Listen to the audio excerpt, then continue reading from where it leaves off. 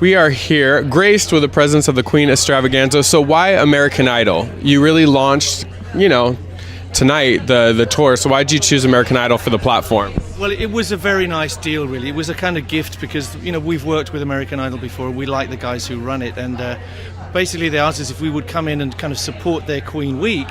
And in return, they said, we'll launch your Extravaganza, which is a great deal for everybody, I think, and this is the first gig the Queen Extravaganza has ever done. So like Roger said, it doesn't get any bigger than that. That's like getting into the deep end of the pool straight away. So it's gone great. I want to jump into the Queen Extravaganza in a second, but this was the first night you all performed together. How are you able to do that, especially in front of 30 million people? How is the pressure on that? Don't think about the millions of people watching and just concentrate on the fact that the crowd was about what I'm used to performing in front of. As far as the studio audience, there was great energy in the room. I think the whole band was feeling it. I was trying to look at everyone during the performance, and everyone had big smiles on their faces, and we were having a great time.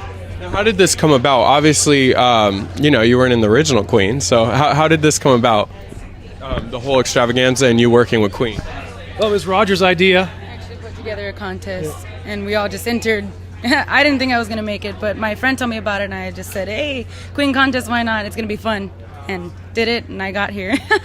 Tell me a little bit about your original following. How are they going to like this? How are they going to learn your music all over again? It's very interesting. People react in different ways, and some people will be 100% for it, and some people will go, oh, that's not Queen, you shouldn't do that. We always get that.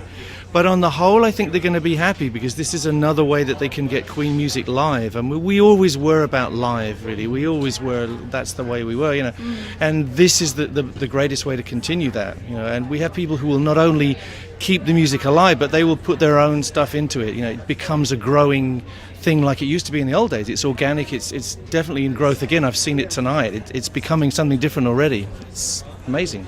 Okay, so you launched a tour. Tell people where they can go to find out dates and get tickets. QueenExtravaganza.com has all the info you need. We're going up for the month of June.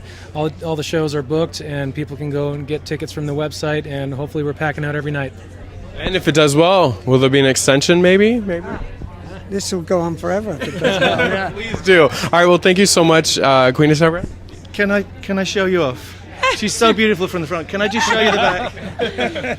See, now that's what you call dedication. Yes. That's not going to wash off. And she's so beautiful all over, You can't get rid of her. You have to keep her forever. Oh, so there you go. Yeah, for sure.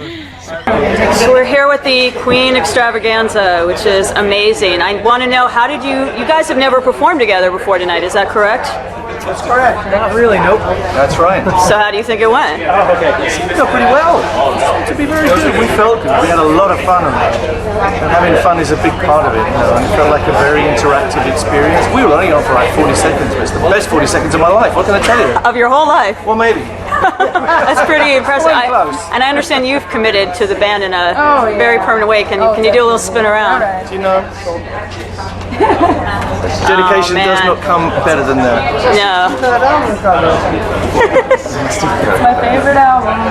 Now, what made, obviously there are a lot of tribute bands, authorized or unauthorized. What made you guys decide to? No authorized ones. There aren't. This is the only one. So what made you decide to do this, I guess, what I'm asking? Well, I thought we're very proud of our legacy, Brian and myself, and we believe we have a great canon of music, and we wanted it to be performed brilliantly by a brilliant group, and we think we're the best people qualified to make sure that that's the way it happens.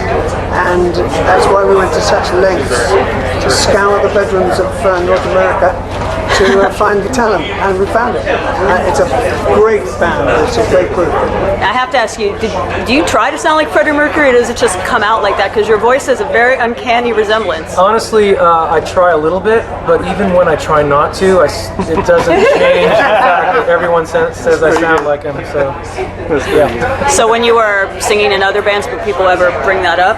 all the time, every night. You know, I'm still in another band, and every night, even we announce it on stage, like, "Hey, Mark sounds like Freddie Mercury. We know this." And after the show, people are like, "Man, the first note you sang, I thought Freddie Mercury."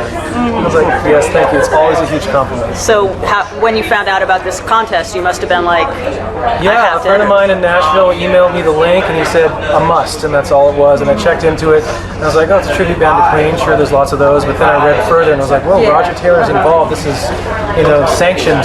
And I said, "Why not? You know, this sounds like a lot of fun." So Very it's more fun than I imagined.